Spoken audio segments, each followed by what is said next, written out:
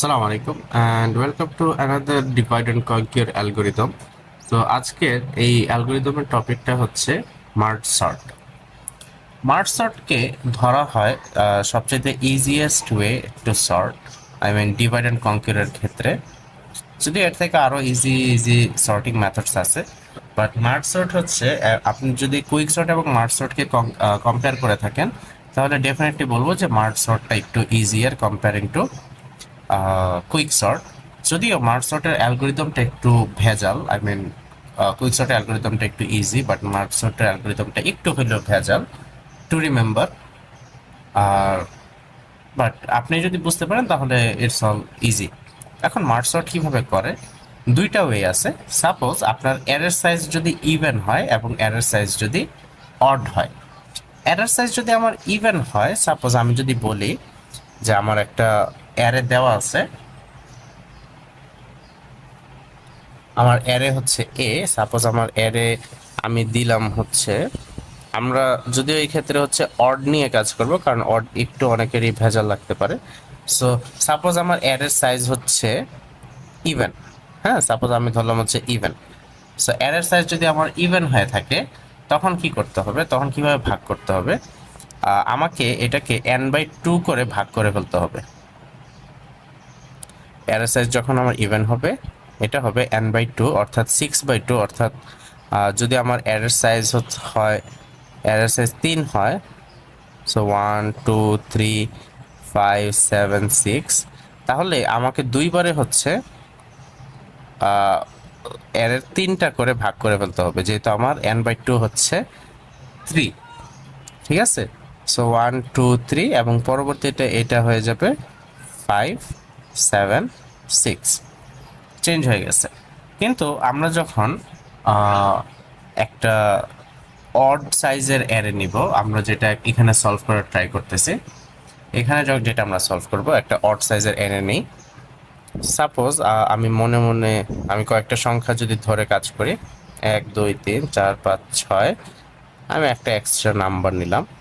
So suppose আমরা quick সর্টের যেই ম্যাথগুলো করছি বা কুইক সর্টে আমরা যেটা করছিলাম, এটাকে আমরা যদি মার্জ সর্টের মাধ্যমে সলভ করার ট্রাই করি, ছিল হচ্ছে আমার 40, ছিল হচ্ছে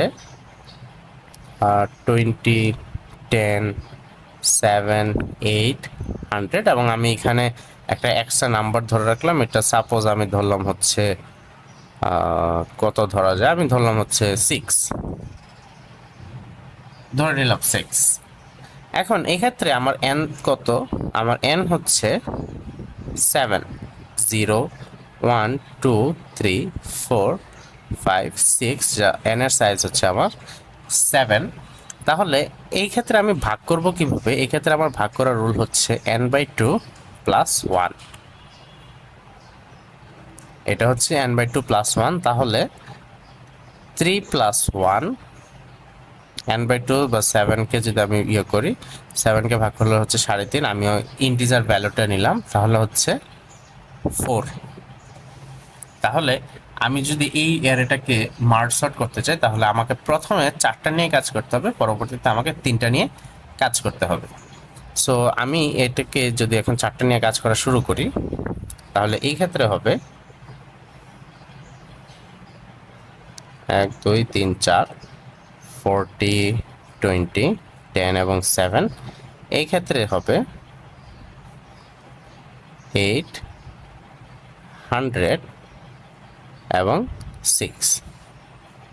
এখন দেখা যাইতেছে যে এই ক্ষেত্রে আমার কিন্তু অ্যারের সাইজ হচ্ছে 4, তাহলে এটাকে আমি দুইটা করে ভাগ করে নিই।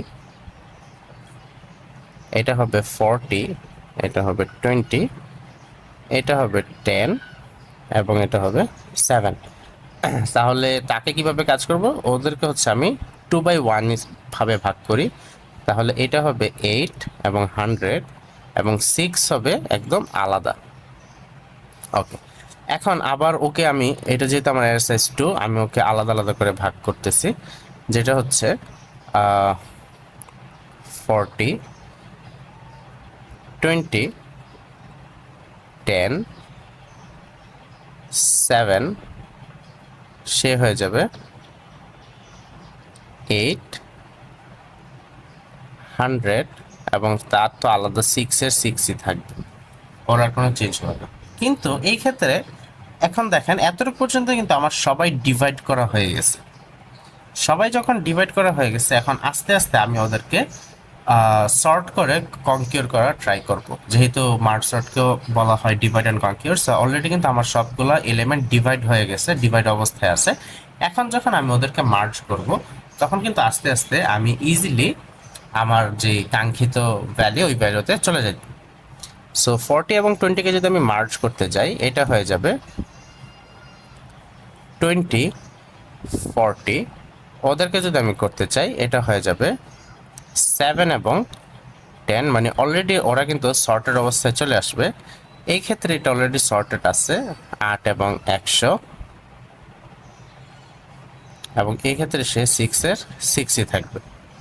ওকে, এখন আবার আমি যদি ওদের দুজনকে মার্জ করি, ওদের দুজনকে মার্জ করতে হইলে আমার 7 চলে আসবে আগে, 10 চলে আসবে, তারপরে 20 চলে আসবে, এরপরে হচ্ছে 40। এবং ওদের দুইজনকে যদি আমি মার্জ করি, 6 আগে চলে আসবে, তারপরে আসবে 8, তারপরে আসবে 100। পরবর্তীতে আমি যখন পুরোটাকে একসাথে মার্জ করার ট্রাই করব, তখন কিন্তু অটোমেটিক্যালি ওদেরকে যদি আমি মার্জ করতে যাই, তাহলে 6 7 8 10 20 40 100, অর্থাৎ আমার অ্যারেটা টোটালি সর্টেড হয়ে গেছে। এটাই হচ্ছে মার্জ সর্টের একদম basic way to solve the divide and conquer algorithm. So এই ক্ষেত্রে দেখেন, এখানে যখন হচ্ছে ডিভাইড করা হয়, ডিভাইড করার পরে যখন তাদেরকে মার্জ করতে হয়, অটোমেটিক্যালি কিন্তু অ্যালগোরিদমের রুল অনুযায়ী তারা কিন্তু সর্টেড অবস্থায় চলে যায়। এটাই হচ্ছে ডিভাইড অ্যান্ড মার্জ সর্টের একটা অন্যতম ওয়ে। এবং মজার কথা হচ্ছে ওর টাইম কমপ্লেক্সিটি হচ্ছে n log n। এটা হচ্ছে মার্জ সর্টের একদম বেসিক টাইম কমপ্লেক্সিটি। মার্জ সর্টটা কিন্তু আবারও বলি, মার্জ সর্টটা যখন হচ্ছে আমাদের ডিভাইড অবস্থায় চলে আসে, অর্থাৎ আমি যদি এই লাইনটা একটু চিন্তা করে দেখি, এই লাইনে কিন্তু সবাই ডিভাইড অবস্থায় চলে গেছে। কিন্তু পরবর্তীতে যখন আমি ওদেরকে মার্জ করতে যাই, বা ওদেরকে যখন মার্জ করতে যাই, হ্যাঁ এক্স্যাক্টলি, যখন হচ্ছে আমি ওদেরকে মার্জ করতে যাই, তখন কিন্তু ওরা সর্টেড অবস্থায় মার্জ হইতে থাকে। সো 40 এবং 20 আলাদা ছিল, তাদেরকে যখন মার্জ করলাম 20 এবং 40 হয়ে গেছে। মার্জ সর্টের অ্যালগোরিদমটা অবভিয়াসলি আমরা নোট আকারে যখন পাবলিশ করবো, তখন আমাদের ফেসবুক পেজে আপনারা মার্জ সর্টের নোটটা পেয়ে যাবেন। ওইখানে হচ্ছে মার্জ সর্টের অ্যালগোরিদমটা ওইখানে থাকবে। আপনারা অ্যালগোরিদমটা একটু দেখে নেবেন, একটু বোঝার ট্রাই করবেন। না বুঝতে পারলে অবশ্যই আমাদের কমেন্ট সেকশনে জানাবেন। So that's all about the merge sort. Hopefully আপনারা জিনিসটা বুঝতে পারছেন। এখন বাসায় বসে বসে আসলে অ্যালগোরিদম এগুলো তো এখানে মুখস্থের কিছুই নাই, সব কিছু প্র্যাকটিসের উপরে। So best of luck, thank you, and stay with the code crunchers. আসসালামু আলাইকুম।